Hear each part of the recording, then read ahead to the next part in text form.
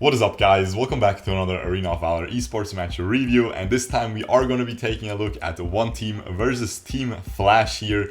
And yeah, all of you heavily requested this video because, as you guys saw in the thumbnail, it is a very close late game scenario where both teams are just playing super well, and it just goes down to the wire in the very late game with only one tower remaining in the end on the whole map, which is just absolutely crazy. And yeah, we will see how this goes. Team Flash, of course, the reigning world champions, running that Lubu in that Slayer lane, Eland'orr on ADC in the jungle, XB on his Dirak in the mid lane. We have a Maloch in the side lane, and Xenial as a support. Very usual, but sometimes you see the Maloch as a support as well, especially in solo rank, so I had to double check there.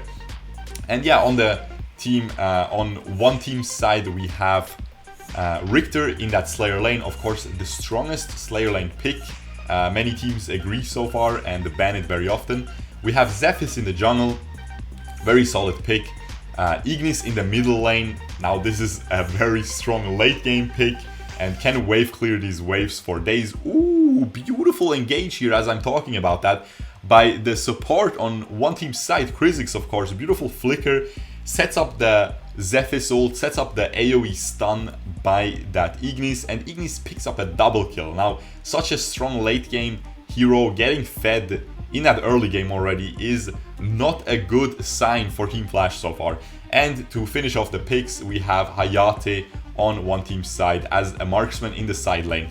And as I'm saying that, Richter and Zephys end up diving that Lubu, get that kill as well. ADC is able to return a kill and gets that, finishes off that Richter and gets a kill on his Eland'orr there. Again, Eland'orr as well, a super strong marksman coming in here by Team Flash. And of course, ADC, we praise him every time, but he really deserves it. He's such a good player. So I'm sure he will make use of that gold from that kill there. But as I'm saying that, one team is actually ahead 1000 gold already here. And they seem to be taking a look at this dragon.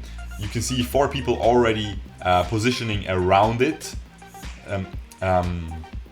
Ignis has that mid lane priority. He already pushed that wave and is zoning away the Dirak under his tower. Krizzix also hiding in that bush. They have vision onto that Xenial, but I think Xenial is too tanky to take him down that easily here.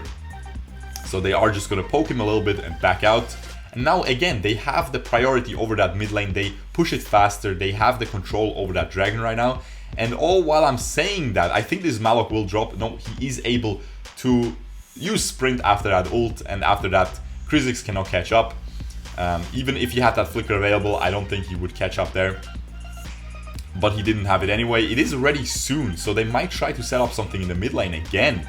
And they are. XB is able to use his endless, his Arctic Orb there, is able to buy some time, but not enough to get any return kills. They get the kill, they get out very cleanly. Xenial tries to knock up that Hayate, but Hayate just dodges away. And now, at least, because they expended a lot of their abilities, at least that Team Flash has the control over that dragon. And now this seems really weird that one team gets a kill in the mid lane and after that Team Flash actually gets the dragon. But it is just because one team used so many abilities there, also lost a lot of HP, while XB on his Dirak was using that Arctic Orb to save some time, just poked them down. And after that, Team Flash is able to translate this play into a dragon and almost, I mean, not really even out the game. It is almost 2k gold lead by one team right now, which is pretty sick here, considering after they just lost that dragon as well. No towers down yet, but as we saw in the thumbnail, almost all of them will be down in the late game. And yeah, it is absolutely crazy. It is absolutely crazy. That Maloch is going to use his ult, doesn't have that sprint available, but still very easy escape. However, Maloch doesn't have his ult now. Now that means a lot of breathing room for one here, because they can just set up some invades maybe. They are eyeing that blue buff. Of course, dragon is still down, so that Maloch ult will be up by the time. And very interesting, Maloch with Devil's Awakening. Now, sometimes we see that Maloch with Endless Cycle in this tournament so far. Sometimes we see it with Devil's Awakening, sometimes we see it with Desperate Duel. In my opinion, I always liked Devil's Awakening for a long time, but then I tried Desperate Duel and it is just so clean, guys. You become very unkillable, so I'm honestly not sure what to say. I think both have its benefits, so maybe he decided this game, what's it called? Devil's Awakening is better. I'm losing my words here. So this is not a good sign already, because we know this game will be a long one. You can see by the, I think it's a 30-minute game, so, oh boys. Let's see here. I think that Lubu is going a little bit too greedy, is able to flicker away very cleanly. And here they are playing with Go again, okay? And he is, of course, their main Slayer laner. So Team Flash is definitely pulling out the big guns for this game. And so far they are losing, but they have the Dragon control. Because that Zephys, again, spent time top lane, trying to win his Richter that lane, help him with that. Try to, of course, get a kill onto that Lubu. Not able to. That means it's just a free Dragon for Team Flash. And, of course, if they got that kill, they would have translated that into a tower even top lane, which would be very worth giving up that Dragon, but not able to. Just a very nice, fast flicker coming out by Lubu there to get away. And we'll see here, what are they going to do now? I feel like a tower has to drop very soon, and Zephys might try to go bottom lane again. That Maloch, of course, has his ult, has his sprint, but it's still, they can poke him down maybe, and then they can try to get that tower, which is already half HP down. That is definitely something they should be taking a look at. All while I'm saying that though, Ignis gets hard poked, and now Krizzix gets poked as well. Eland'orr is still very healthy, just pushes away the Zephys after his ult with his own ult, and Dirak just completely snipes away the Krizzix. That was a ton of damage, and is just able to pick up that Krizzix all across, halfway across the map. And yeah, that is definitely a huge advantage for Team Flash now. They are in a gold lead as well, so they were farming very well. They got those 2 dragons, and now they might be looking at this bot tower, and I think they will just easily get it, unless this Hayate, no, he doesn't even have his ultimate available. So that's just a very simple pickup, and beautiful by Eland'orr there. Leaves his butterfly very far back, so he can just jump back instantly after he gets that tower. No harm, in no harm's way there. Just absolutely safe gameplay. And yeah, we'll see. They need to clear this mid lane wave. They are on it, and you know, we have to really give a huge shout out to XB as well, okay? Because what this man does, he always gives up a lot of mid lane farm for ADC, for his jungle carry. And that's how Team Flash plays most of the time. They give up a lot of farm on their mid laner for their jungler to take. And that mid laner, you know, XB, he still has so much impact every single game, which is just even more impressive. But now, as I'm saying that, he of course drops beautiful gank there. S1 flicker by that Richter, followed up by a Zephys ult. Just not much you can do. He even has the Purify, but just not much you can do. Without flicker to escape after you get CC'd, it's just going to be really difficult. And all the while I'm saying that, Team Flash turns it around though and gets a top lane tower and another top lane kill onto that Hayate. And now I think that Zephys will drop as well. He does. And all of a sudden, that Eland'orr has 3 kills already to his name. And while I'm saying that though, Richter is pushing that middle lane, almost gets the full tower. Both teams are playing phenomenally. Everyone is doing their own thing, which is really cool to see. It's not just very nice team play, but also whenever someone is alone, he makes sure that he gets stuff done. He pushes the tower like that Richter right now did.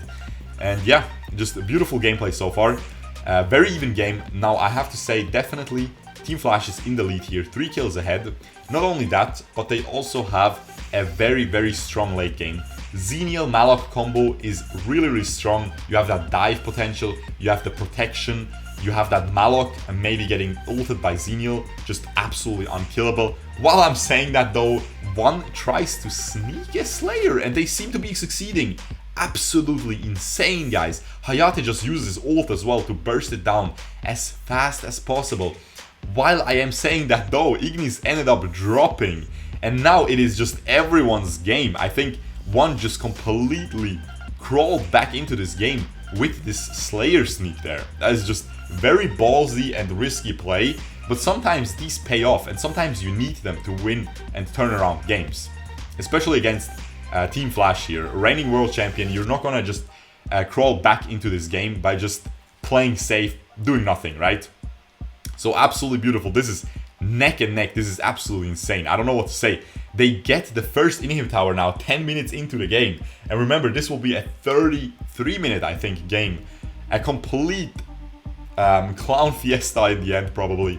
But that is crazy. Both teams playing very high tempo. And now again, look at this beautiful Dirak barrier. You place it in front of your minions so they can't get cleared. And you just poke down that tower. Beautiful laser there as well by Dirak, just doing so much damage to everyone.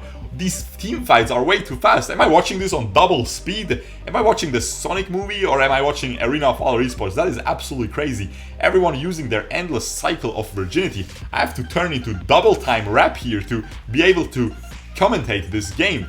And while I'm saying that, there's a team fight and I'm talking and making stupid jokes. That is why we are not hired, boys, okay? Now we found out once again. And beautiful, just beautiful combos by XB and ADC, completely shutting down that Hayate, but not for free though, because Eland'orr ends up dropping as well. Has his endless cycle of virginity and just respawns very easily there.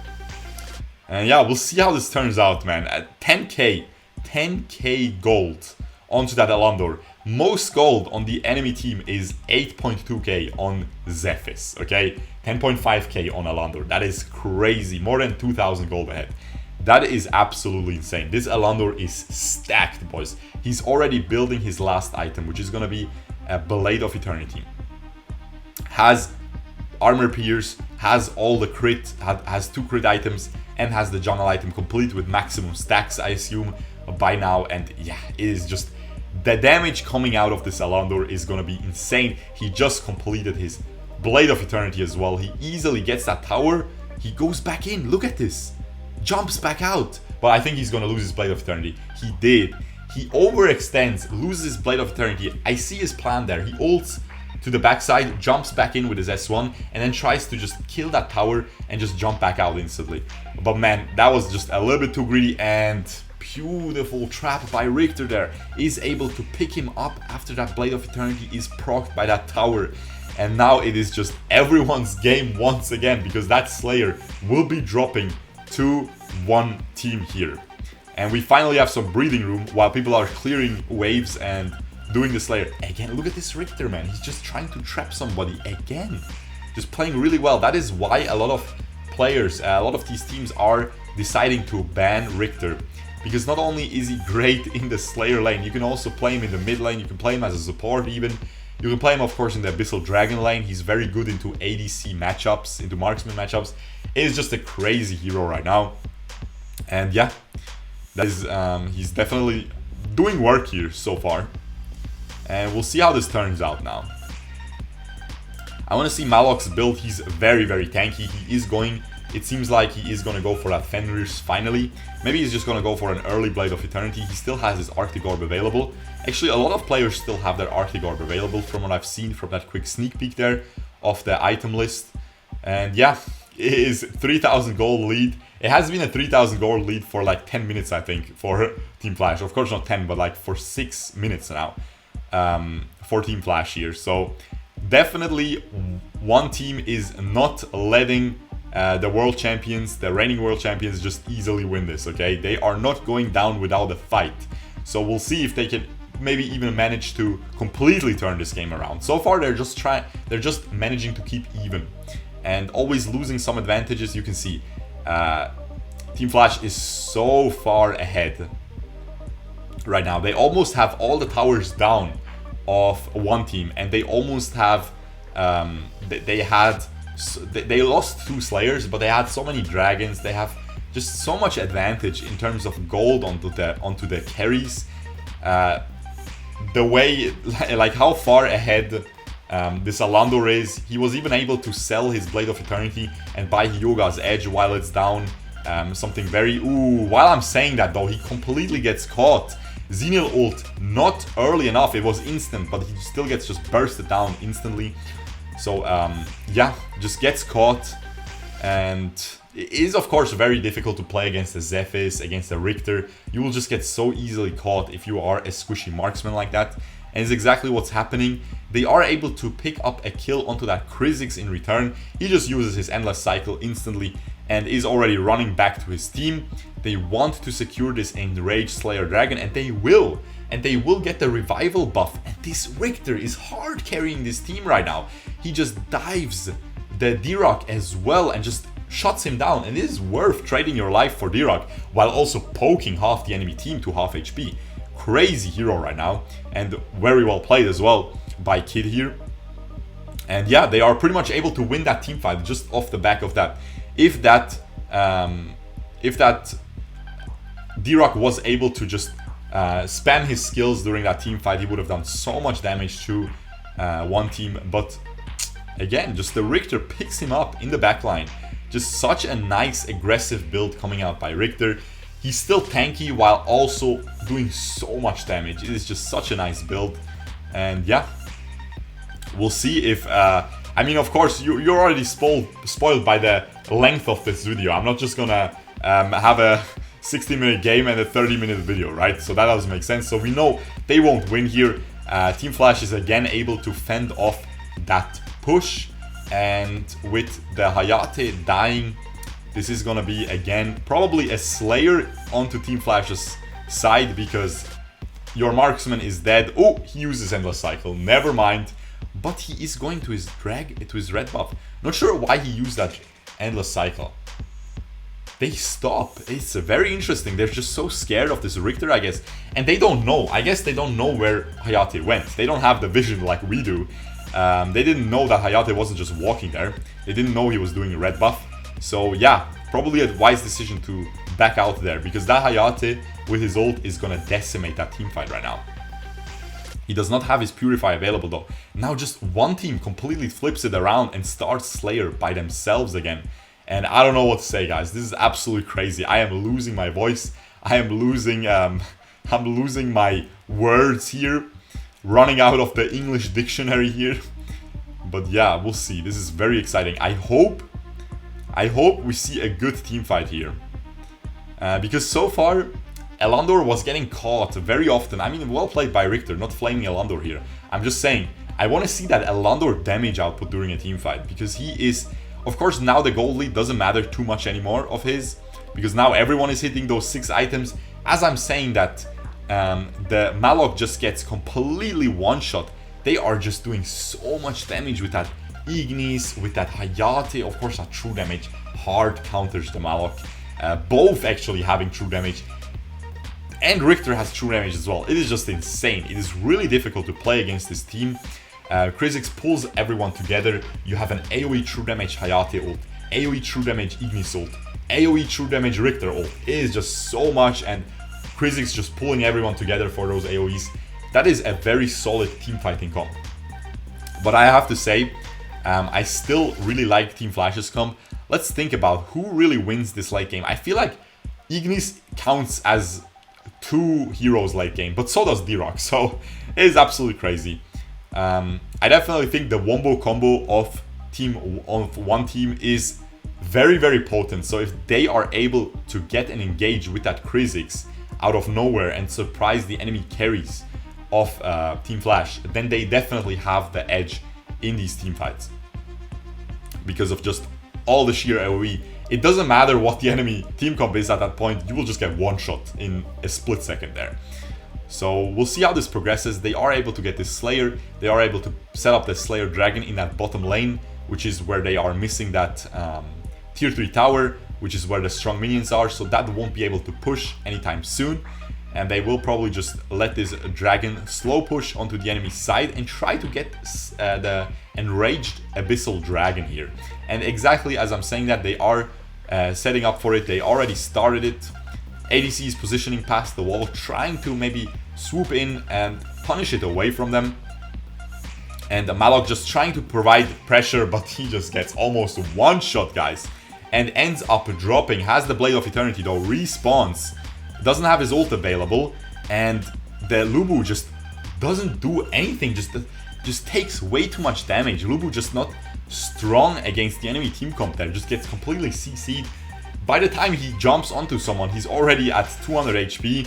And he ends up dropping almost. He's able to get away. I'm not sure how many Blade of Eternities were used here. I think one on one, actually one was forced by that Dirak laser, but I'm not sure. They do end up getting that Abyssal Dragon though, and now it is gonna be absolutely crazy, because this game seems like one will close this out with Abyssal Dragon and Slayer, and they have the upper hand in team fights, right, as I explained. And under the tower, you just have to engage and dive them with Zephys and use all your AoE ults, and it should be a victory. But we still have more than 10 minutes remaining. That is crazy, guys. That is just absolutely crazy. I don't even know what to say. This is probably going to turn into a huge clown fiesta. But one team is respecting, actually, the Maloch counter engage, all the sheer CC and wave clear coming out from that Dirak, and also Dirak wall is so incredibly potent when defending a tower. So yeah, they're just respecting that and just backing out. They want to get another Slayer here. 30 seconds remaining. They want to play it safe. Very smart choice, especially against such a good team like Team Flash. We'll see. I'm really excited. Now I know who wins, okay? But I don't know how it happens, okay? I just know who wins. So I'm really excited to see what is gonna happen in this game, because that is crazy. 12 minutes remaining on such a long game already. That's very telling, right? That's absolutely insane. So we'll see. Let's see what happens here. They of course get the free Slayer. Team Flash is in no way going to be able to defend that, because if you just have the vision control like that and you have such a strong AoE team comp, you really don't want to face check them, right? As I'm saying that, Xenial's Blade of Eternity drops. You know, when the game goes so long that a support can afford the Blade of Eternity, I don't know what to say at this point, guys. I really don't know what to say. He already sold it. He's probably gonna buy something like a Rock Shield, maybe. Okay, he buys the full HP item. Of course, Xenial has a lot of HP. I'm not even sure what's that called. Medallion of something or something. I don't even know. But yeah, it gives you 1.8k HP, and I think Xenial has health ratios on his shield and on his passive, which is every third auto attack is enhanced. So it makes sense here to go for that. He just wants to be extremely tanky.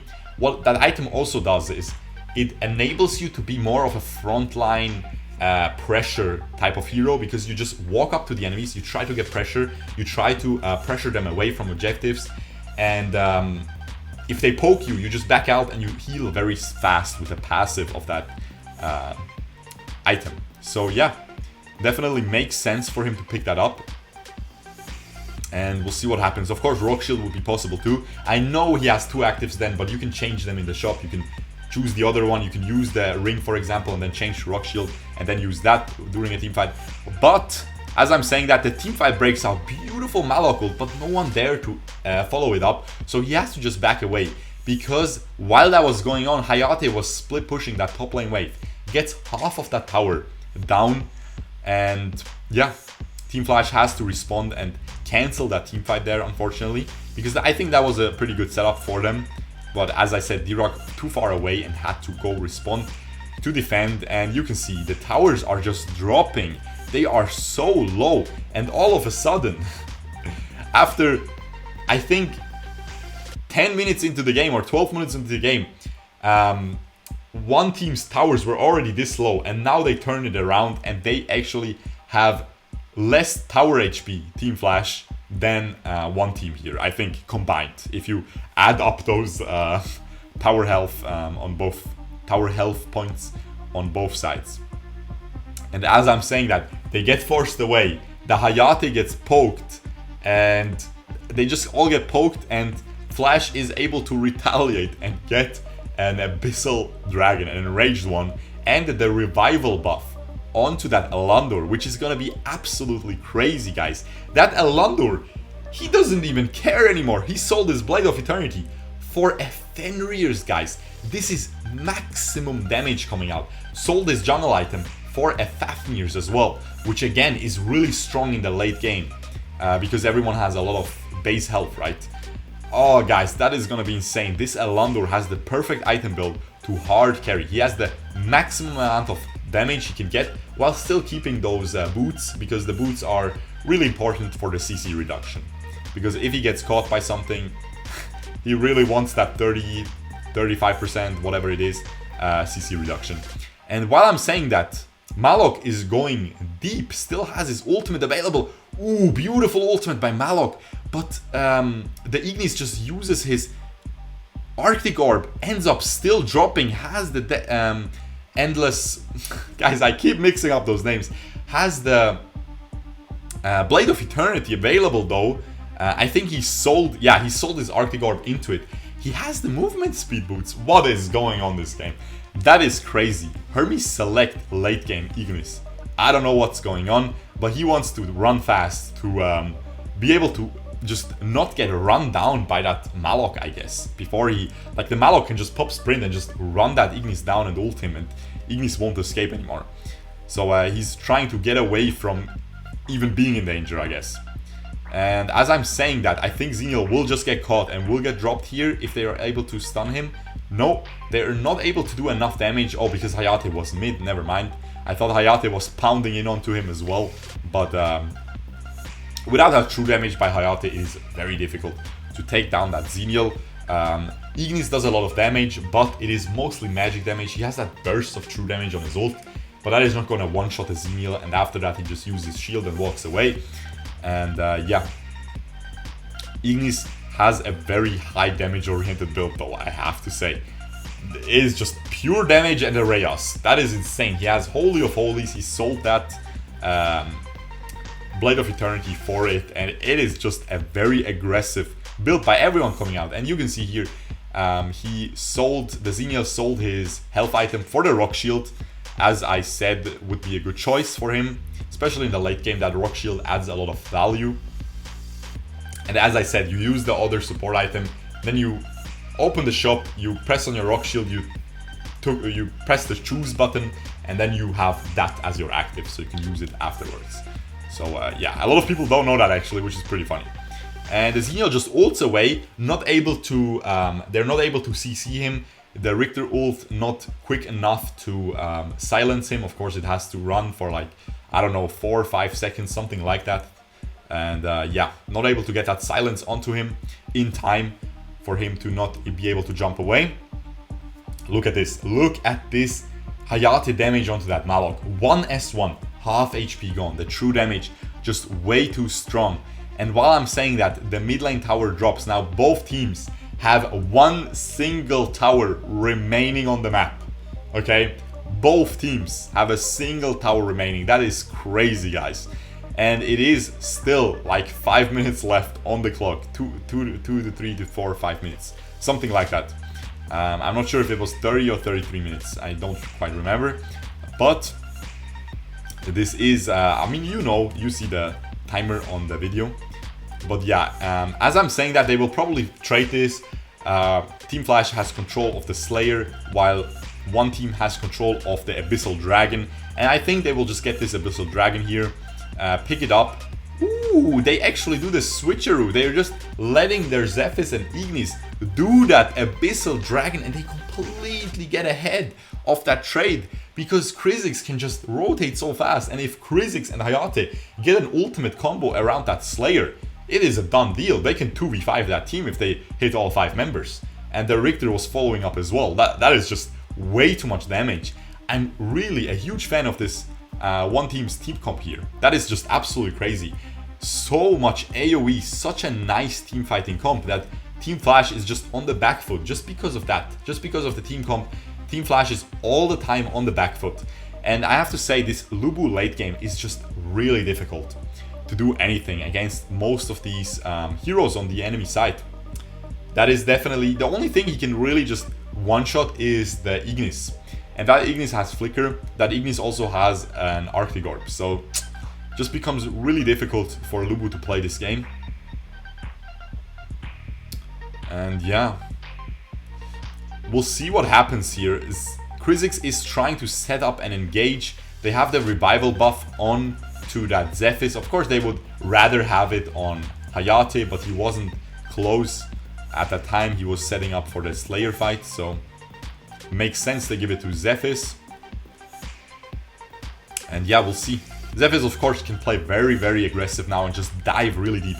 I think Krizzix is looking for a dive here. The only thing they have to do is just dive everyone under this tower, and we'll see if they will be able to succeed. 30 minutes on the clock, and they do dive. They end up diving hard. Oh, beautiful. Just that Dirak laser coming out, doing a ton of damage. Xenial ult, healing everybody, speeding everybody up, giving them damage reduction, and they are able to once again fend off that push. Guys, this is absolutely crazy. And I don't think one team made any mistakes there. It is just these teams are so... They're playing so well. And you can see just such insane item builds as well. Everyone is building a Fenrir's at this point. Hayate has a Fenrir's. It is crazy. He sold his Clavis Sancti. I don't even know what's going on anymore, guys. He sold his Clavis Sancti, bought a Fenrir's, is at 5 items right now, buys a Frost Cape again. Guys, I don't even know. The pro players' brains right now are probably just thinking, what am I gonna buy? What is going on? What should I do? They probably rarely were in such a situation. I mean, a 32-minute game almost. That is just crazy. Oh my god, that Krizzix. That Krizzix pulling in 2 people. Zephys just knocking up both, finishing off Eland'orr, just completely getting caught. And yeah, just now I think they are just gonna win this team fight. Without Eland'orr available, a lot of damage is missing. Hayate is still alive, cleaning up everybody here, and only 2 people remaining. Dirak dodges that Zephys ult, but at that point, what is he gonna do? He can't flicker away. He can't do enough damage there to... ooh, he walks away, but he's out of mana. He's completely out of mana. Now, that is the issue with Dirak and Blade of Eternity, guys. Whenever you respawn, you just are completely out of mana because, of course, your passive makes you not die with mana. And yeah, one team is able to pull off this insane victory in the end. That is just absolutely mind-blowing, guys. Yeah, I can see why you guys requested this. And throughout the whole game, it was just all resting on that Krizzix. And he was always able to find these AoE ults. But I would say for the majority of that game, I think Team Flash would have won if it wasn't for that Richter. So I want to see him get the MVP. But I think, I don't even know who's going to get it. It's always the in-game MVP who gets it. So I don't know. I don't know why they're not trying a little bit harder here. And just give it to the in-game MVP. They should. Let's see. I want to see the damage numbers. I think Hayate is going to be ridiculously up there. But Ignis as well. Let's see. It takes so long. Okay, there we go. Yeah, he gets the MVP. I mean, 8-1 and 10. He definitely played really well, and he was able to finish off that fight in the end there. Pick up that double knock up there. But I feel like Richter just did so much work here. I want to see the damage numbers. Let's see here. Let us see those damage numbers. Yeah, as I said, Ignis and Hayate with the most damage dealt. And of course, Mage and the Jungler on the other side as well. But very impressive performance still by that Richter. Really got to shout him out. And yeah, I really hope you guys enjoyed this. 33 minutes in the end. If you did, leave a like, subscribe. As always, let me know which other games you want to see from the APL. I will try to follow up on all your demands. And yeah, if you did enjoy, leave a like, subscribe, and I will see you guys the next time. Peace out, boys. Bye bye.